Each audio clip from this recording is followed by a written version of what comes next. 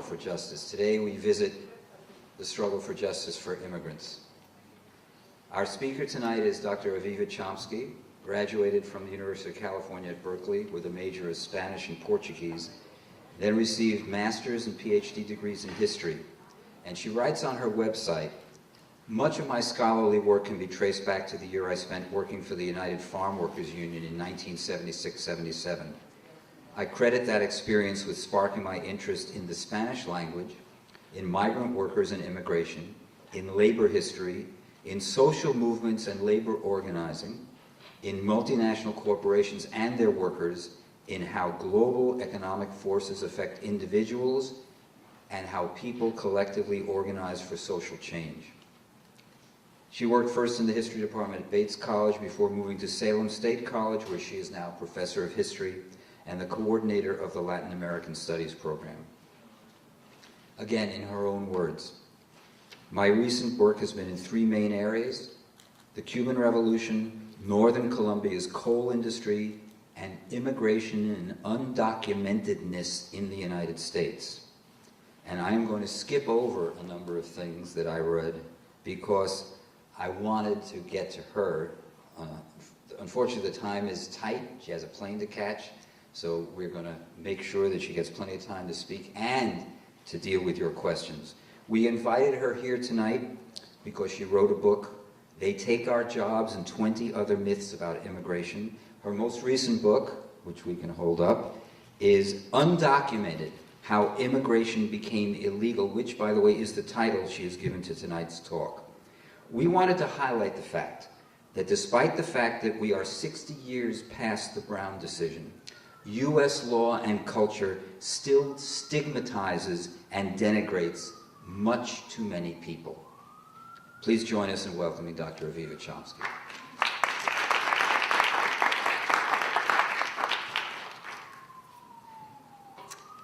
Thank you.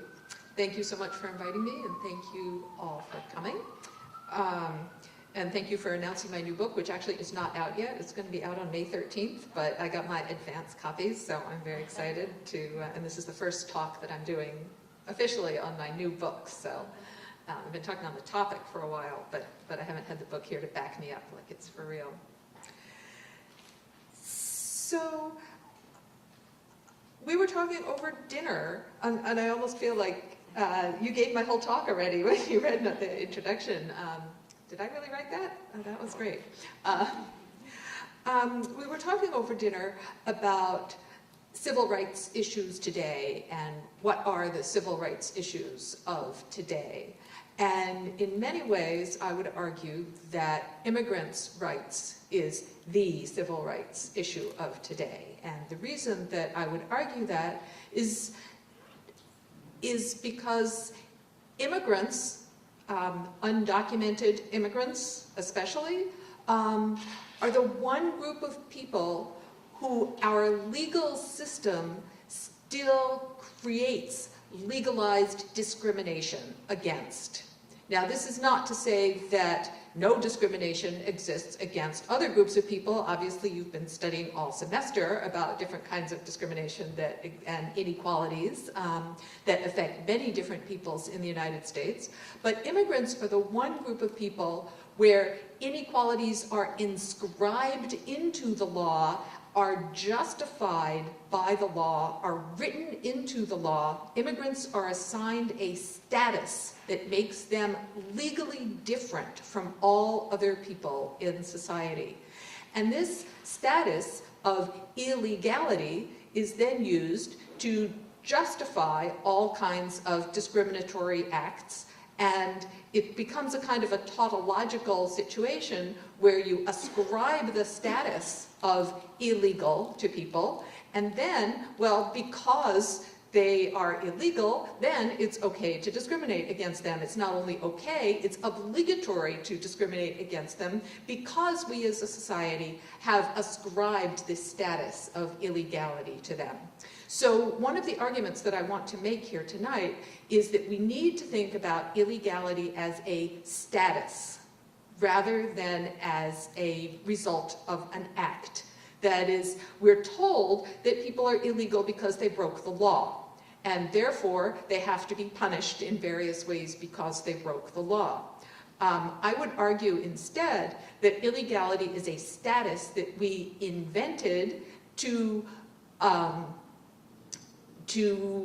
give a certain group of people in our society differential rights, and that we should think of illegality as a status rather than as a result of breaking a law. So to move into that argument, I wanted to refer to another author who I heard that you read earlier this semester, who is Michelle Alexander, who wrote the book The New Jim Crow. You read a piece of that or something by her? The introduction. So the argument that Michelle Alexander makes in The New Jim Crow is that the United States has maintained a system of racial caste since its very earliest days as a colony and then as a country. The legal justifications for this system of racial caste have changed over time, but the fact of a system of racial caste has persisted. And that as we have moved from a system of slavery to a system of Jim Crow to a system of mass incarceration, which is how she describes the current system of racial caste, that is criminalization of African Americans and the use of this criminalization to assign them a status, a caste-like status, that has in many ways some of the very same results that Jim Crow and slavery had, that is disenfranchisement, lack of access to the benefits of citizenship of the society, that today it's done through criminalization and mass incarceration. And I like to take from that book and then apply it to the case of immigrants. The more things change, the more things stay the same. That is, there have been some very fundamental legal changes with respect to the status of African Americans, and yet the disenfranchisement and legal exclusion of people of African descent has been recreated using different laws and different structures to enforce it. Right? Is that what you all got out of Michelle Alexander?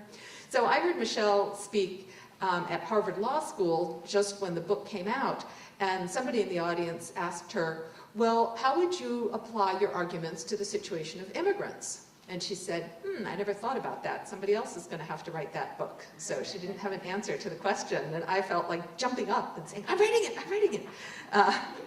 So that's sort of what this, one of the things that sparked this book to come into being, was thinking about how the arguments that she made could be applied to immigrants and the creation of this status of illegality. So one of the main arguments that I make in the book, parallel to the argument that Michelle Alexander makes, is that with respect to Mexicans in the United States, that the US economy from the beginnings of the 19th century on, middle of the 19th century on, I guess we should say, the US economy has been structured by a reliance on cheap Mexican labor. The legal systems for ensuring employers, in particular in agriculture and mining, but also increasingly in many different sectors, the mechanisms for ensuring access to cheap Mexican labor have changed over time. But the need for cheap Mexican labor to keep our economy functioning in this country has been a constant. So laws have changed, but the need for cheap Mexican labor has not changed. And I argue that the contemporary incarnation of a legal system that guarantees the presence of large numbers of Mexicans who can be exploited as cheap workers is the creation of this new category of illegality. So let me go through that argument historically, how the US economy has functioned and how the legal system has created this category, these categorizations of peoples, and how that has functioned, how illegality functions in our economy today. So Mexican workers during the end of the 19th century and most of the 20th century were exploited simply because they were Mexican. That is, Mexicans were racialized in a way comparable to African Americans, racialized in a context in which racial discrimination was completely justified. In the late 19th century, as US capital flowed into the Southwest, which of course used to be Mexico's north until 1848 when the United States took it. Initially in the mining industry, US capital flowed to both sides of the border, Mexico's north and the US Southwest. And an integrated mining economy was developed that depended on the ability of US capitalists to access exploited, underpaid Mexican labor. And the rationalization was a completely racialized one. That is, Mexicans belonged to a different race, therefore they should be paid a lower wage. They should not have access to the benefits that white European immigrant workers had. So the dual wage structure characterized the mining industry. The capital was from the US. The labor force was predominantly Mexican, although on the US there were also European immigrant workers, but it was a dual structure in which Mexican workers were paid less than half of what American workers were paid. It was a dual wage scale. There was a Mexican wage for Mexican workers and an American wage for American workers that was paid on both sides of the border. It had nothing to do with citizenship. It had nothing to do with immigration. It had to do with what was understood as race. People belonging to the Mexican race had fewer needs. They just didn't deserve to be paid the same wage that white people were paid. As the 20th century developed, especially after the Mexican Revolution in 1910, large numbers of Mexicans started to cross the border. Rather than this sort of integrated mining economy, what developed was more of a migratory economy where Mexicans were working in agriculture, especially in the 1910s, 1920s, 1930s.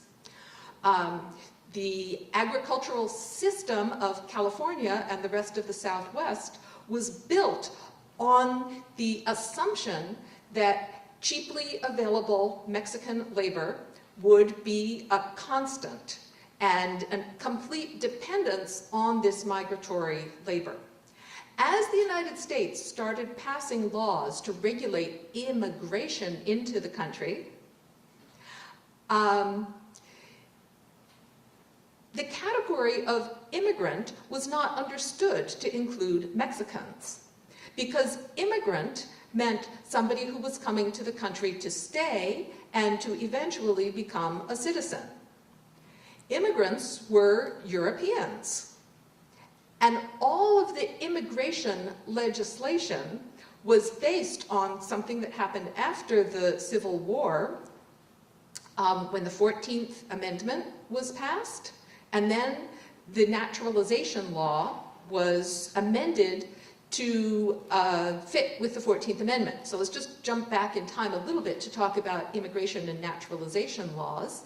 From the very founding of the country, citizenship was based on race, right? No? Yeah. That is, citizenship was only for white men. Women were sort of like semi-citizens. Political citizenship was only for men. Citizenship was for white people, male and female. There were no restrictions on immigration, but there were very strict restrictions on citizenship. Now, after the Civil War, so anybody could come. People of color not only could come, they were forced to come, but they were not considered immigrants. They were not considered potential citizens. Only white people were considered immigrants.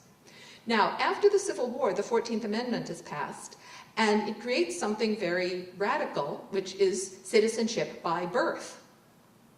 That is, citizenship is not restricted by race. Citizenship is open to anybody who is born in the United States, except Native Americans. There's a little caveat in the 14th Amendment that excludes Native Americans.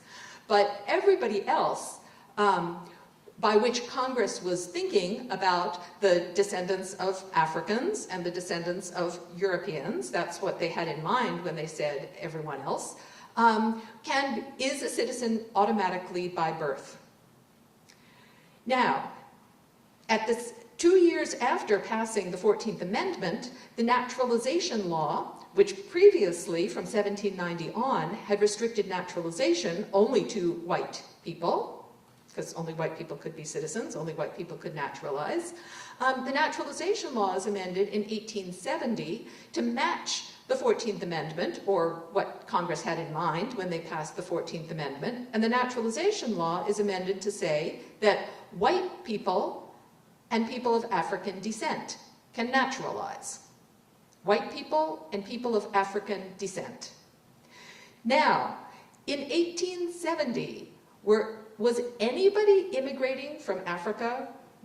Was there any voluntary immigration from Africa happening in 1870? No. There was significant voluntary immigration happening from Europe, and they could naturalize before, and they can naturalize now. And where else were people migrating from in 1870 when this new naturalization law was passed? China. So what happens to the Chinese under this new naturalization law? Well, they aren't white people, and they aren't people of African descent, so they can't naturalize. And Congress doesn't realize for a couple of years that there's a little inconsistency in that they have defined the Chinese as racially ineligible to citizenship. They can't naturalize, and yet they're physically present in the country, and the 14th Amendment makes it impossible to exclude them from citizenship by birth, because only Native Americans are excluded from citizenship by birth. So very quickly, only 3 years after the naturalization law is passed, 5 years after the 14th Amendment is passed, Congress says, wait a minute, we have to do something about this logical inconsistency here. That is, citizenship by birth seems like it would allow people who are Chinese to become citizens. But of course we can't have that. So in 1873, what do? But they prohibit the migration of Chinese women. No women, no giving birth, right? No citizenship by birth. Well, a few years later, they realized that that wasn't good enough, that the Chinese men seemed to be finding ways to procreate even without Chinese women. And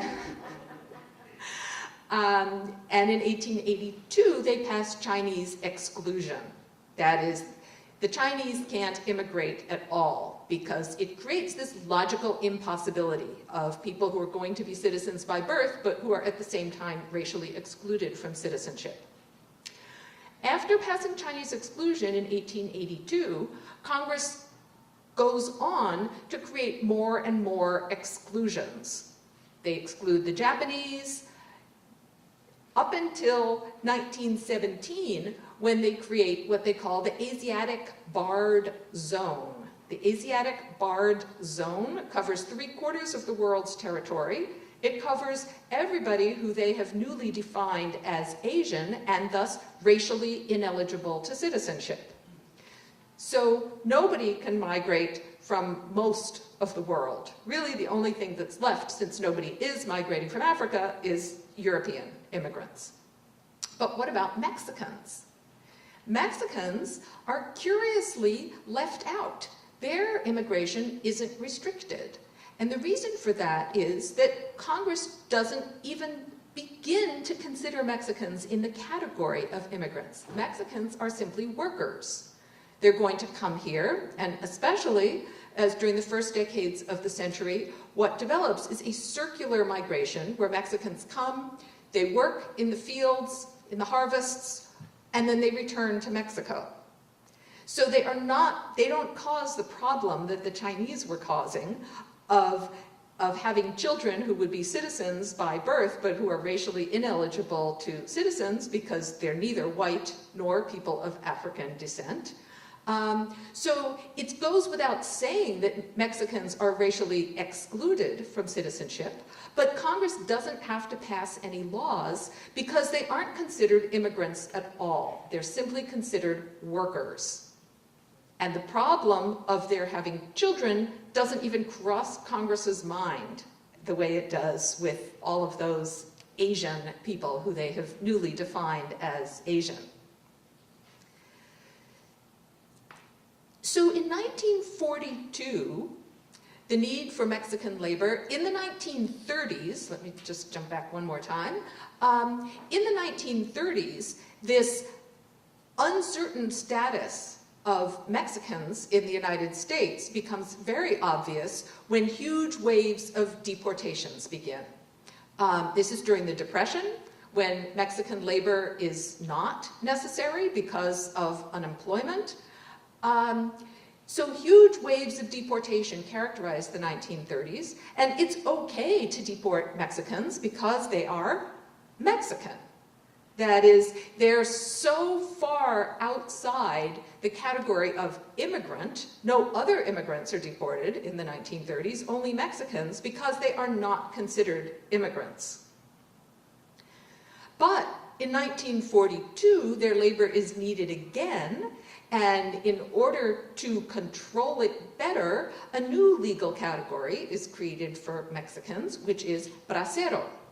Bracero is a labor migration program that, once again, for the US law, Mexicans are workers, not immigrants. The Bracero program is a guest worker program agreed upon by the US and Mexican governments that brings Mexicans, recruits them in Mexico, brings them across the border to work for particular agricultural employers during the harvest season, and then they're sent back to Mexico at the end of the harvest. So it's a completely instrumental use of Mexicans as workers, this time inscribed into the law so that that problem of people staying too long that seemed to be happening in the 1930s, requiring all those resources for deportation, isn't going to exist anymore. So from 1942 through 1964, the Bracero program structured Mexican migration to the United States. Once again, Mexicans were simply not considered in the category of immigrants. They were workers, they had none of the rights of immigrants in the country. They had to work for the employer for the wage agreed upon by the US and Mexican government. If they tried to protest their work conditions, they would simply be deported right back to Mexico. If they left their employer, they would simply be deported right back to Mexico. So it was a very controlled back and forth movement. Now, in the climate of civil rights activism, which included Mexican-American civil rights activism of the 1960s, finally, the Bracero program was eliminated.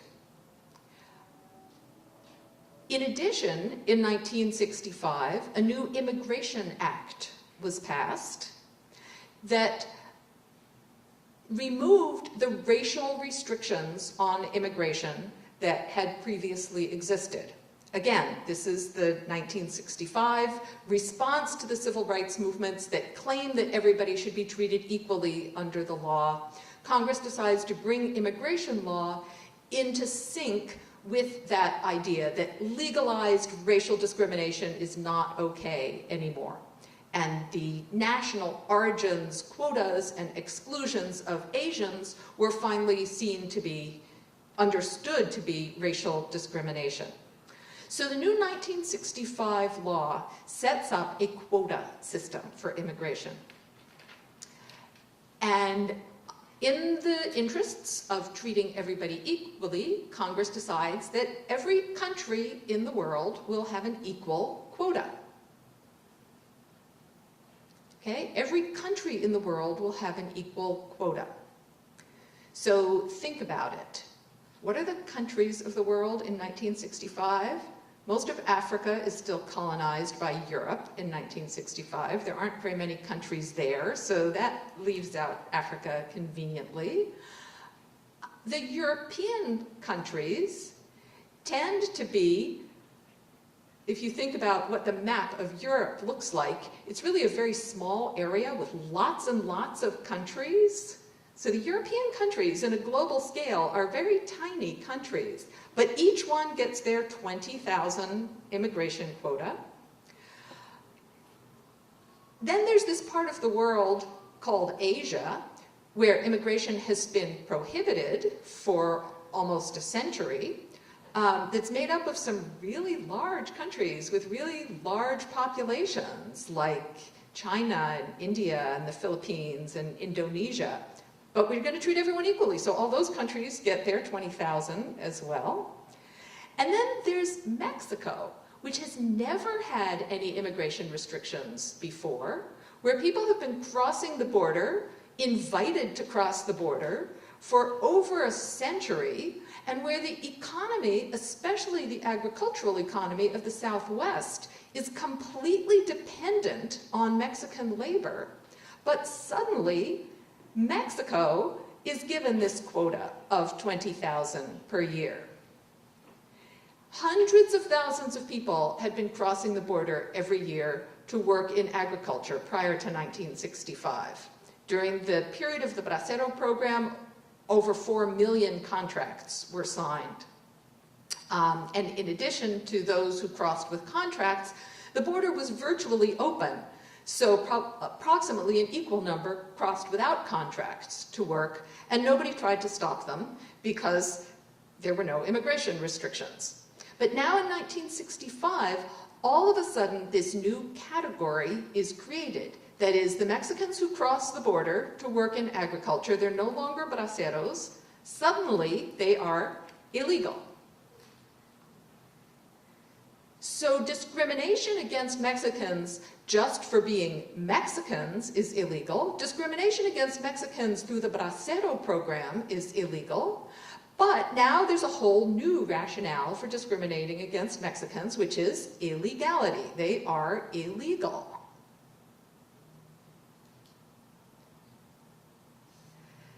So since 1965,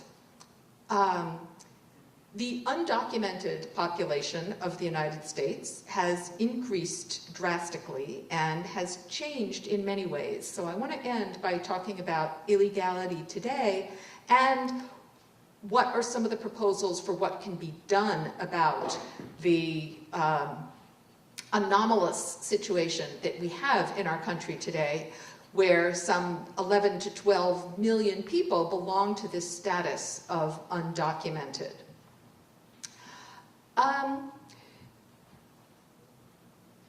Between 1965 and 1986, a couple of things happened leading up to another immigration reform in 1986, IRCA, the Immigration Reform and Control Act of 1986.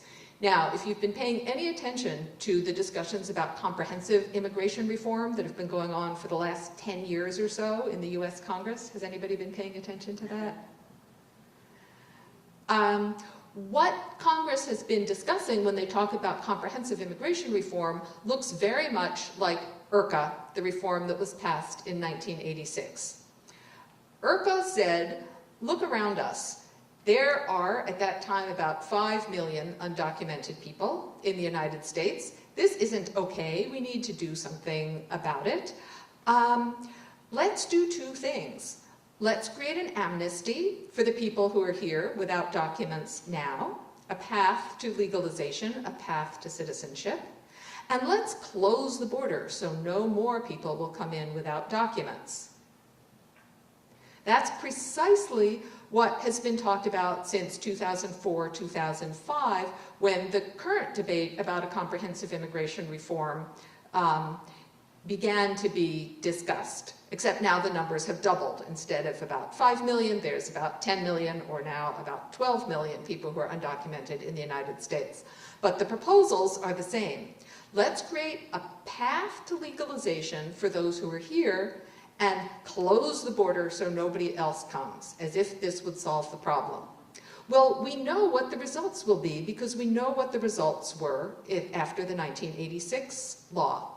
The main result of the 1986 law was, and the subsequent reforms that went towards militarizing the border and making it much more difficult for people to cross, is that what had previously been a circular migration of people coming to work for a season and then returning to Mexico turned into a permanent migration.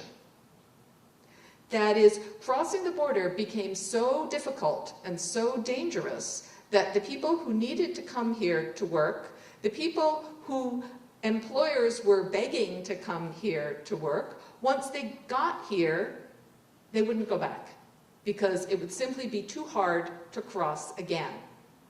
And not only that, instead of single men crossing, sending money back to their family and then going back to their family, people started bringing their families. So instead of reducing the number of undocumented people in the United States, the 1986 reform actually increased the number of undocumented people in the United States. And I believe that the current proposals for a comprehensive immigration reform, which are actually much harsher in terms of who is allowed to legalize, I mean, these proposals aren't going to pass anyway, so in a way it's hardly even worth talking about it.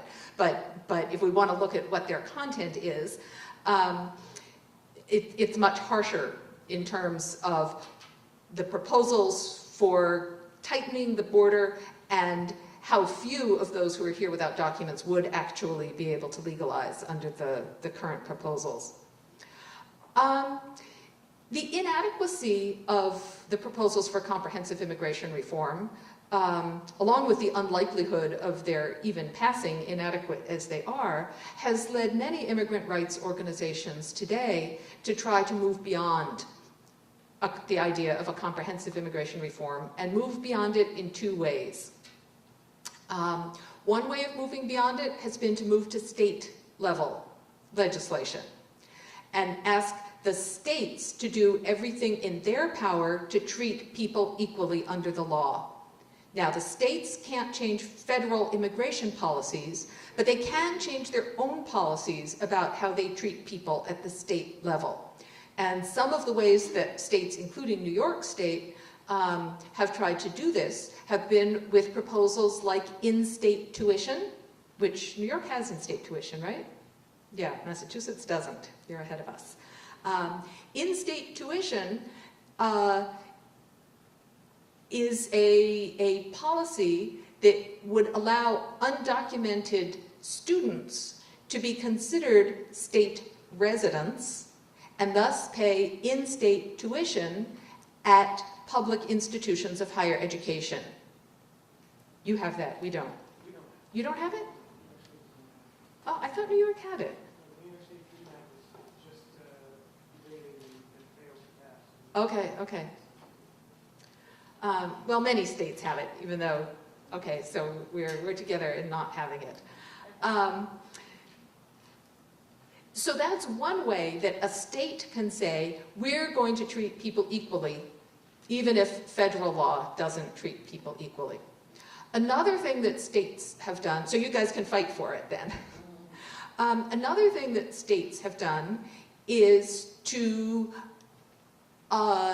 contradict federal law and allow people who are undocumented to get driver's licenses, called the Safe Driving Bill. That in Massachusetts, that's up before our legislature this session. California just passed a safe driving bill. Vermont just passed a safe driving bill. Again, I'm not sure about New York. No? But legislation like these, the third one that's being discussed in state after state, and again, California is kind of out ahead in this, is called the Trust Act. The Trust Act allows local police to make their own determinations about whether to turn people over to ICE for deportation if they find that somebody who they have arrested for some reason is undocumented. Again, it's kind of a complexity of the way the federal law works. It tries to require local law enforcement to basically turn into an arm of immigration enforcement, but states do have the legal right to partially opt out of this. So a number of states have opted out, and Massachusetts is also fighting for this one right now. In addition to these kinds of state-level legislation, many immigrant rights organizations are asking for presidential action. Now, President Obama took action 2 summers ago when he created DACA, Deferred Action for Childhood Arrivals. Are people familiar with DACA? A few people? So DACA gives a temporary legal status to a very small subset of the people who are undocumented in the United States. Children who were brought to the United States by their parents before the age of 15, who are under the age of 30, who have either graduated from high school or are still in school or have served in the military. So it sets these. So people who fall into that category get a 2-year reprieve from deportability. They can't be deported for 2 years. Then they can apply to have it extended for another 2 years, and then we don't know what will happen after that. So it's an inadequate gesture, yet something that has opened a lot of doors for many young people who are in the United States in this category of undocumented. The Obama administration has made some statements that it has not fulfilled, especially in 2010 and 2011, when John Morton, the head of ICE, wrote the 2 Morton memos. And the Morton memos, you all know what ICE is, right? Immigration Customs Enforcement. They're the ones who deport people. The Morton memos tried to set priorities for deportation.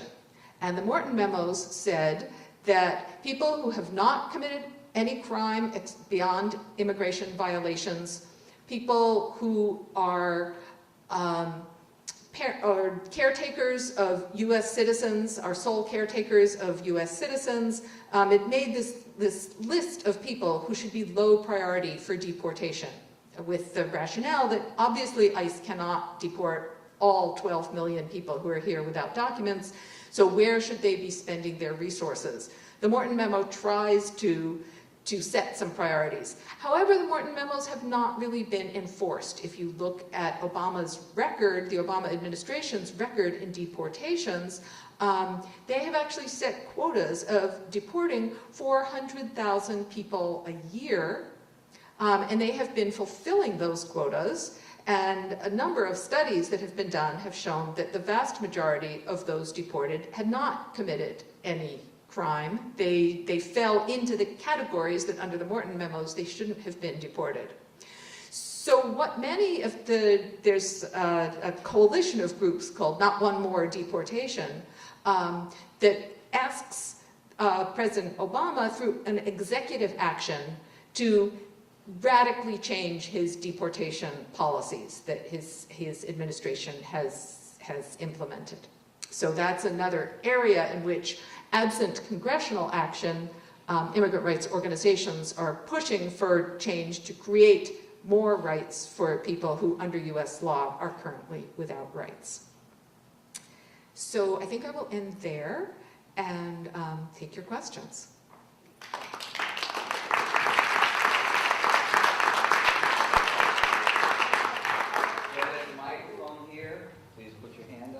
Actually, people can just line up here, right? Yeah. I don't need to hand this around. Go ahead. Line up for the mic.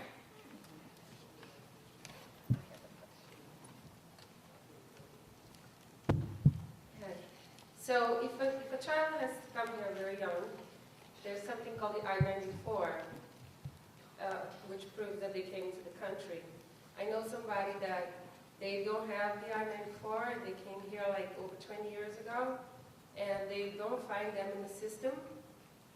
So he has an application for citizenship through one of the family members, but he cannot get his citizenship because his papers are stopped. So when they say that a child has been here and temporarily granted the 2 years not to be deported, does that mean, like, does it apply, let's say, if they decide, okay, we're going to deport because his papers are taken, we can't give the papers now, or once they decide that, can he apply for the 2 years because he falls under that category? Okay, so an I-94 is a legal document. So if you're undocumented, it means you came in here, into the country without an I-94. I'm not a lawyer, so this person really needs to talk to a lawyer, not to me. I'm a historian, so I study the history of immigration law, but I can't tell you what might happen in this particular case. My question was not about the I-94. My question was the law that says 2 years. Let's say this person is a priority to be deported. Does that apply since he was here when he was a little boy, from the day they decide, okay, this person is not? Because you were talking about this law before, and this is what I want to know from you. Does it apply for his case, for a case like that? Again, from the time that he would have to talk to a lawyer. I mean, each application for DACA is reviewed by ICE and either approved or not approved. So he would need to get a lawyer's advice. I can't really tell you.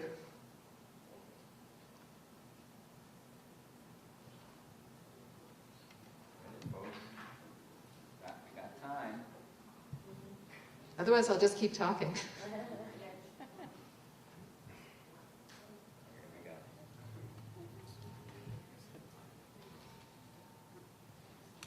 So on the subject of DACA, this has been the subject of quite a bit of conversation in our class and here at John Jay this fall. We had an immigration and deportation initiative that consisted of over a dozen events, and one of the last events was sort of a call to action where we had a number of advocacy groups here and a couple of state assemblymen, and the conversation in that, a lot of the conversation in that event revolved around DACA and the question of what happens to DACA, after the Obama administration is over in 2016, 2017, I guess technically. In the event that, presumably a Republican candidate was elected there, there's really nothing stopping that candidate from completely reversing DACA and, in fact, using the data that's been gathered on DACA recipients to deport them all wholesale. Do you want to comment on the likelihood of that happening, or your thoughts on, whether the risk-benefit ratio of DACA makes sense for people who qualify? So in fact, when Mitt Romney was a candidate, he announced that he would reverse DACA. And then he took it back and announced that he would stop it. That is, he wouldn't take any new applications, but he wouldn't deport the people who had been granted DACA. So I guess the Republicans are still trying to figure out what they want to do about it. So DACA is one of those Band-Aid solutions that it's been really hard for me as an immigrant rights activist to decide where I stand on it, because on one hand, it has helped a lot of people. It has granted rights to a lot of people. I have a lot of students who have received DACA and who are able to go to college, who are able to drive, who are able to imagine a future for themselves for the first time because of DACA. So that makes it hard for me to be against it. But I think there are some real dark sides to DACA, and you've brought up one of them. That is, it's a temporary status. And there have been cases in New Hampshire where when a young person applied for DACA, ICE went and arrested their parents. That's not supposed to happen. But for anybody who's undocumented, there's a huge risk in making yourself known to ICE, because depending on where you are, depending on what the political climate is, depending on what somebody ate for breakfast that day, there's just way too much arbitrariness involved in the entire status of undocumentedness.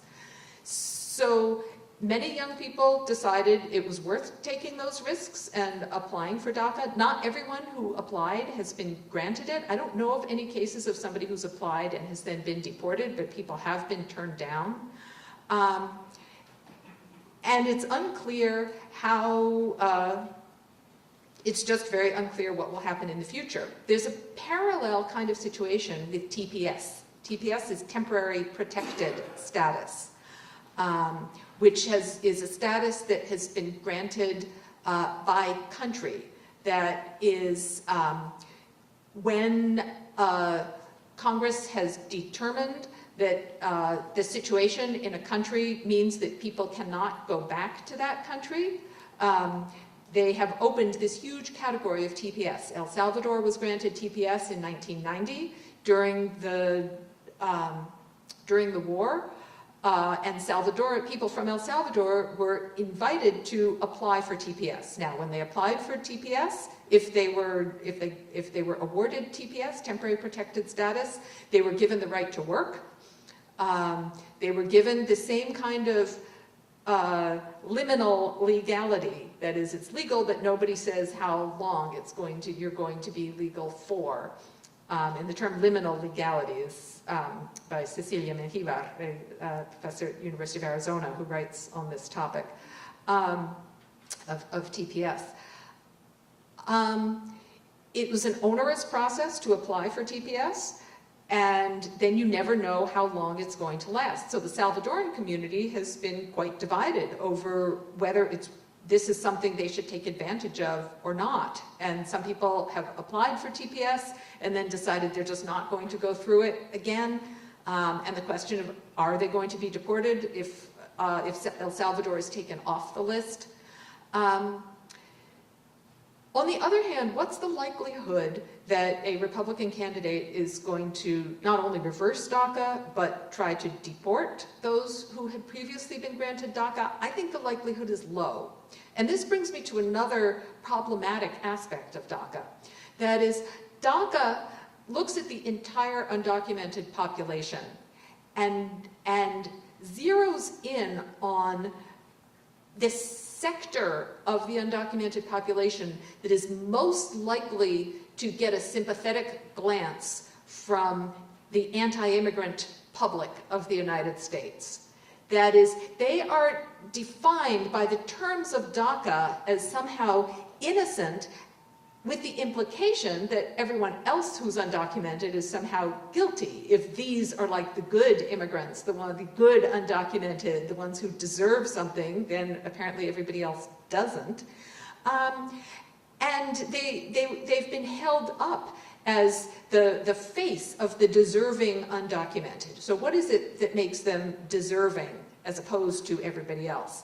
One is that they were supposedly brought here by their parents when they were too young to make a decision by themselves.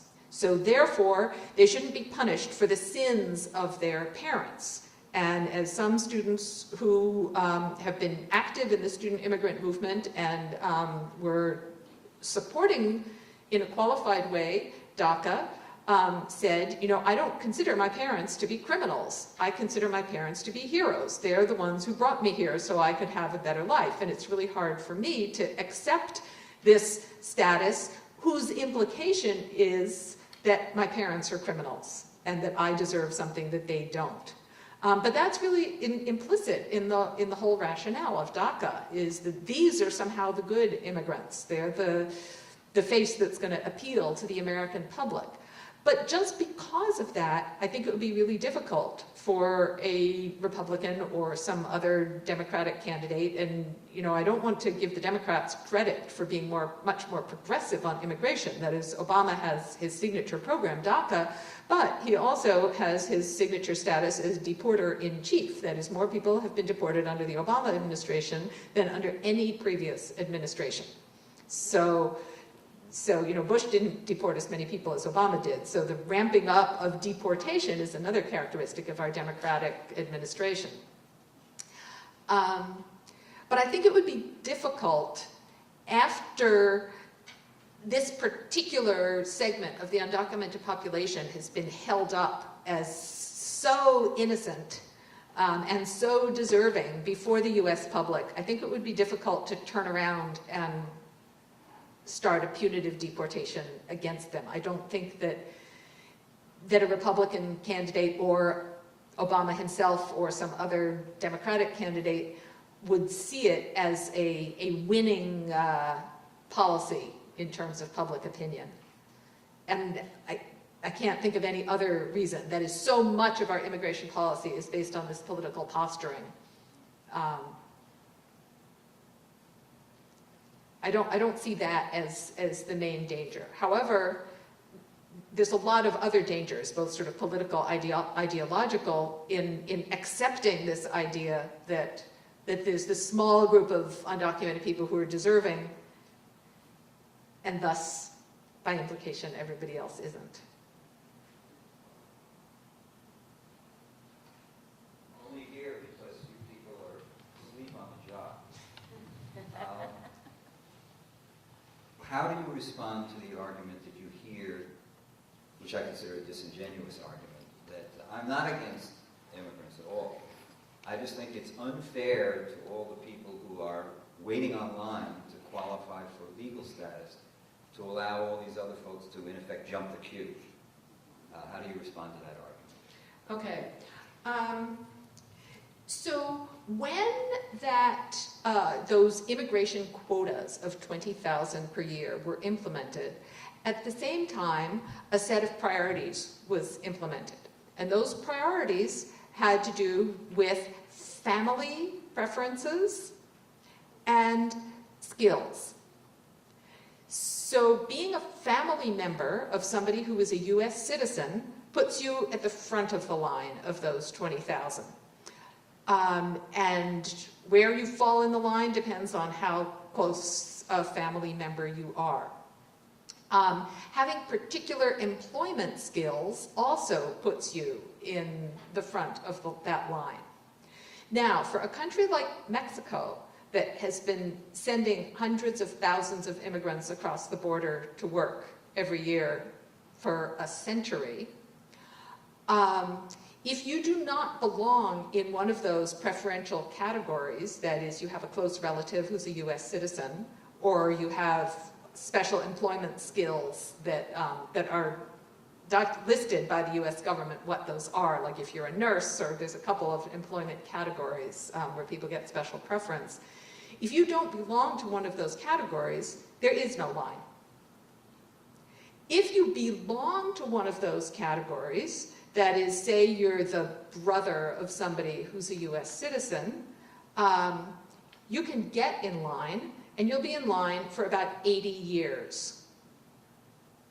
So, in effect, there really is no line. What we have is a law that does not correspond to reality. And I think understanding the origins of immigration on one hand, border crossing, and the origins of our laws on the other hand, makes it clear that our system and our laws are just not in sync.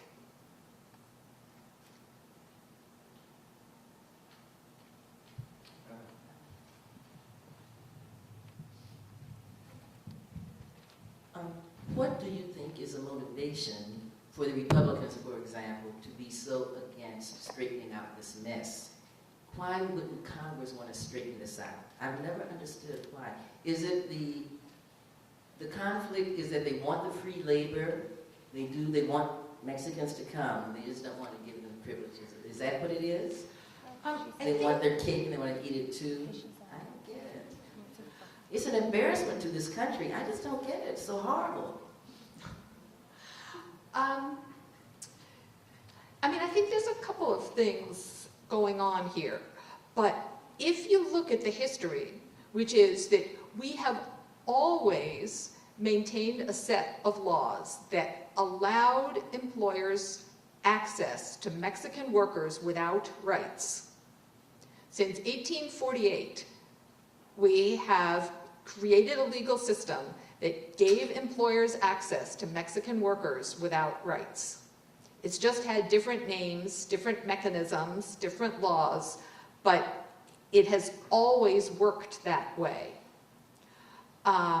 And that is the function that illegality serves right now. It allows employers access to Mexican, and not only Mexican, increasingly also Central American workers without rights. And if you look at the way our economy functions right now, there are many, many economic sectors that depend on undocumented labor. Another piece of the structural economic changes of the late 20th century that you're probably aware of from looking at in different contexts, but the US economy has undergone some major transformations at the end of the 20th century. We could call these the new international economic order, the new international division of labor, where the United States, which used to be an industrial powerhouse, has been progressively de-industrializing, right? So where have the factories been going when they've closed? Where do they go? China. They go to China. Where else? Caribbean. Where? Caribbean. The Caribbean. Mm-hmm. South America. The border, Mexico. And why do they go there? Because they have access to cheap labor, to labor that doesn't have the rights that US workers have. Now, what about those economic sectors that can't leave? Sectors like, say, home health care, or newspaper delivery, or meat processing and packing, and fish processing and packing, and washing dishes in restaurants. That is, economic sectors that are really fundamental to the daily lives of citizens in the United States, just like all our cheap clothes that say made in China, made in the Dominican Republic, made in Mexico, are fundamental to citizens in the United States. All of those sectors provide us cheap goods and services, whether they're hamburgers or whether they're healthcare or whether they're the newspaper that shows up on our doorstep every morning, or whether it's the fish that we buy, the shellfish that we buy. All of those things are available to us because of undocumented workers. That is, in Mexico, in China, workers aren't protected by US labor laws because they're in other countries. Inside the United States, workers aren't protected by US labor laws because they're undocumented. It's part of the same restructuring of the economy. So right now, undocumentedness plays a really important role in our economy.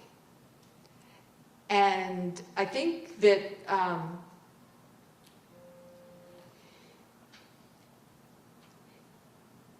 I think that if you look just at like agricultural interests, which are a sector that depends very, very heavily on undocumented labor,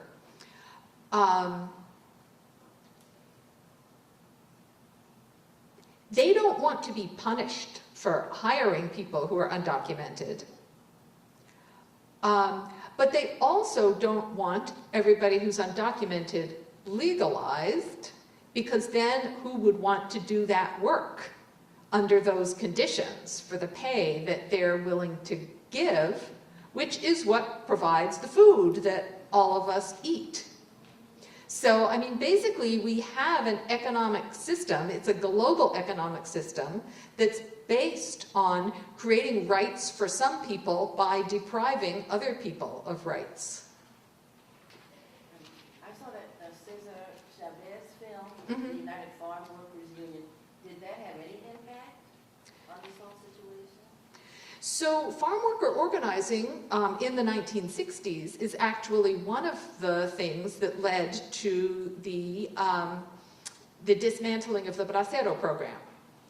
And to those changes that I was talking about in the law that said it's not all right to discriminate against Mexicans on this basis of just, well, we discriminate because they're Mexicans. That's not legally justified anymore. So yes, farm worker organizing had some big impacts, but in the aftermath, very few farm workers are still unionized today, and many, many farm workers are now undocumented and exploited in the same ways, just with a different rationale.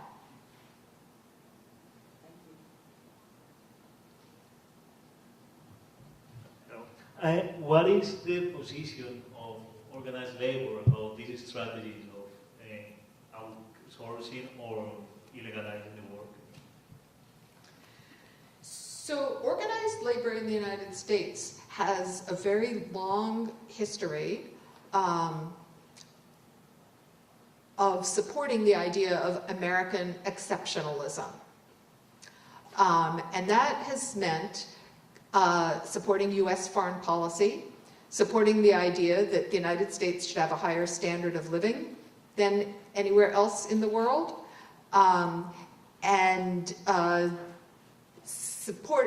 supporting a, shall we say, global economic inequality by promoting the idea of American exceptionalism, even the idea of an American wage. Especially during the Cold War, after World War II, organized labor went through a series of purges, Red Scares, destruction of the left in the labor movement, and allied itself, organized labor through the AFL and then the AFL-CIO after 1955, of allying itself very closely with U.S. Cold War foreign policy. Now, what was U.S. Cold War foreign policy towards Latin America? In Latin America, U.S. Cold War foreign policy was basically any movements by poor people to better their position, we're going to call them communist, and try to destroy them. So this meant that organized labor went hand in hand with the U.S. government in the repression of popular movements in Latin America. Since the 1990s, with some major changes in the top, especially the retirement finally of George Meany as president of the AFL-CIO, there's been what have been called the new voices in the Union Confederation. And they have tried to reanalyze the place of the United States in the world and the place of US labor in the world, and to distance themselves from an automatic support of US policies, especially in Latin America. It's been a struggle, and I think there's a lot of work still to be done in the US labor movement. But since the 1990s, they've also, as part of this sort of shift of trying to see themselves not just as exclusive Americans, but as trying to seek a more just global order, they've also taken a much more progressive position on immigration. For example, in the 1970s, and with the passing of IRCA in 1986, the AFL-CIO completely supported the idea of employer sanctions. That is, that that hiring somebody who was undocumented should be illegal. Before 1986, it wasn't illegal for undocumented people to work. That was part of the enforcement side of IRCA. And the AFL-CIO supported it. Now they don't support employer sanctions anymore. And they support the idea of a comprehensive immigration reform. There has been some debate about a guest worker program within different unions about whether to support a guest worker program or not, but the AFL-CIO itself has come out against a guest worker program, even though some of the unions of the Change to Win coalition have supported the idea of a guest worker program. I think this is a good time to thank Dr. Chomsky. She does have a plane to catch, but thank you all.